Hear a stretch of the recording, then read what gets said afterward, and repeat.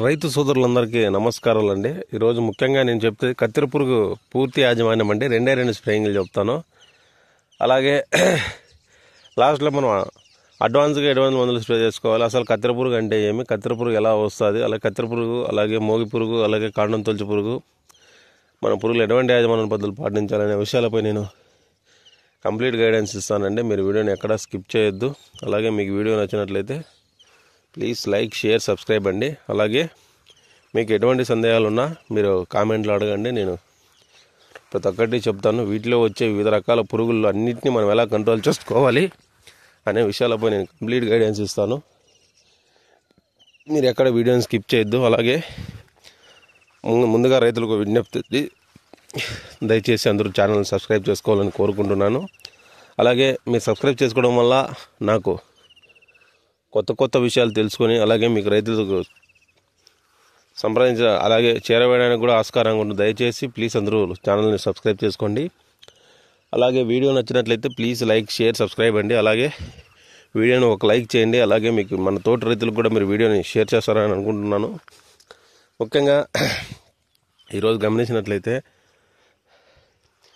మొక్కజొన్నలో వచ్చే కత్తెర పురుగు కానీ, మోగి పురుగు కానీ, కాండం తొలచు పురుగు కానీ, అలాగే కంకి తినే పురుగు కానీ, అలాగే కంకి తినే పురుగు కానీ మనం ఎటువంటి యాజమాన్య పద్ధతులు పాటించాలనే విషయాలపై తెలుసుకుందాం. ముఖ్యంగా మనం మొక్కజొన్నలో గమనించినట్లయితే మొట్టమొదటిగా వచ్చే మోగి పురుగు అంటే మనకు ఇలా ఆకులపై గుడ్లు పెడుతుందండి.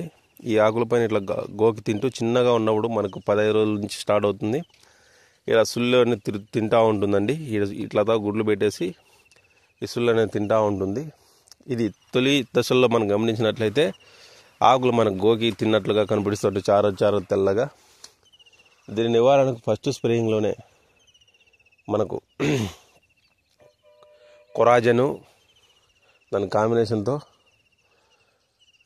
22 1 గ్రామ్ పర్ లీటరు, కొరాజను 80 ml మనకు ఎకరాకు మొక్కజొన్నలో, అలాగే దాని కాంబినేషన్తో న్యూట్రియన్స్ మనకు న్యూట్రిక్స్ పవర్ 2 గ్రామ్ పర్ లీటరు కలిపి స్ప్రే చేసుకోవాలి. ఇలా స్ప్రే చేసుకోవడం అంటే మొక్క మనకు 15 రోజులు ఉంటుంది కాబట్టి మొక్క బాగా ఎదిగి, అలాగే మనకు మొదటి దశలో వచ్చే మోగు తొలచు పురుగు కానీ మనం పూర్తిగా నివారించుకోవచ్చు. అలాగే ఆకులు తినే పురుగులు కూడా మనం పూర్తిగా నివారించుకోవచ్చు. అలాగే కొరాజన్ అనేది మనకు ఫస్ట్ స్ప్రేయింగ్లో ఎందుకు చేసుకోమనుకున్నామంటే మన మిత్ర కీటకాలకు కూడా మనకు హాని చేయదండి. కావున మనకు సెలెక్టివ్ ఇన్సెక్టిసైడ్కే మనకు బాగా పనిచేస్తుంది. కావున అలాగే మనకు ఒకవేళ మనకు ఫాస్ఫరస్లు ఆకులు ఎర్రగా కనిపించినట్లయితే న్యూట్రిక్స్ పవర్ బదులు 319 2 gram per litre 5 gram per litre, అలాగే 1260 5 గ్రామ్ పర్ లీటరు కలిపి స్ప్రే చేసుకోవచ్చు. అలాగే వీటిలో ఇంకో 20 నుంచి 25 రోజుల మధ్య మనకు కత్తెర పురుగు అనేది మనకు స్టార్ట్ అవుతుందండి. 25-30 రోజుల మధ్య. ఆ టైంలో మనం ఎటువంటి మందులు స్ప్రే చేసుకోవాలంటే అప్పుడు కూడా మనకు వయాగో వస్తుందండి. వయాగోను ప్లస్ కాంబినేషన్తో మనం వయాగో plus Agromin max 2 gram per litre నీటికి చొప్పున మన కత్తెర పురుగు మనకు బాగా సుల్లో పడేటట్లుగా మందును స్ప్రే చేసుకోవాలా. ఇంకోటి గాలి ఎటువైపు వీస్తుందో చూసి మనం గాలి ఇటువైపు వీస్తుందో అటువైపు వచ్చేటట్లుగా సుల్లో పడేటట్లుగా మందును స్ప్రే చేసుకోవాలి. అప్పుడు మనం కాండం పురుగును, మనకు కత్తెర పురుగును, అలాగే కంకి తినే పురుగును కూడా మనం పూర్తిగా నివారించుకోవచ్చు. కత్తెర పురుగు అనేది మనకి ఎలా అంటే దాని తల్లి పురుగు అనేది మనకు సీతాకోచిలుకలా ఉంటుందండి. అది సుమారు 100 నుంచి 200 కిలోమీటర్ల నైట్ పూట ప్రయాణిస్తుంది. అది వచ్చి ఇలా గుడ్లు పెడుతుందండి. ఇక్కడ గుడ్లు పగిలేసి మనకు 200 నుంచి 300 గుడ్లు పెడుతుంది. ఆ గుడ్లు పగిలి లార్వాల ఆకులు గోకేసి తినుకుంటూ పోయి ఇలా సుల్లే పోతాయి అన్నమాట. అందుకే మనకు ముఖ్యంగా గమనించినట్లయితే ఈ సుడిని గమనించినట్లయితే సుల్లి తినేట్లుంటుందండి ఈ కత్తెర పురుగు అనేది.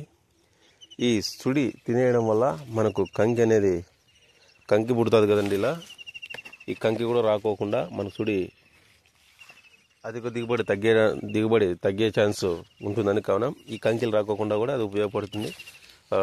నష్టం వాటిల్తుందండి. అందుకే ఈ సుడిని తినేస్తూ ఉంటుందండి ఈ పురుగు. అప్పుడు మనకి 25 రోజుల నుంచి మన కత్తెర పురుగు స్టార్ట్ అవుతుందండి. ఆ టైంలో చెప్పాను కదండి, వయాగో స్ప్రే చేసుకోవచ్చు. లేదు మనకు ఇంకా ఎక్కువ కుదురుతుందని 40-50 రోజులైనా ఉందంటే సుల్లోకి మనకు ఫటేరా గుళికలు దొరుకుతాయండి మనకు మార్కెట్లో. ఫటేరా గుళికలు మనకు 4 కేజీలని 10 సేర్లు ఇసుకలో కలిపేసి ఇలా సుడిలో పడేటట్లుగా మనం వేసుకోవాలి. ఇలా సుడిలో వేసుకోవడం వల్ల ఆ కత్తెర పురుగు మనం పూర్తిగా నివారించుకోవచ్చు.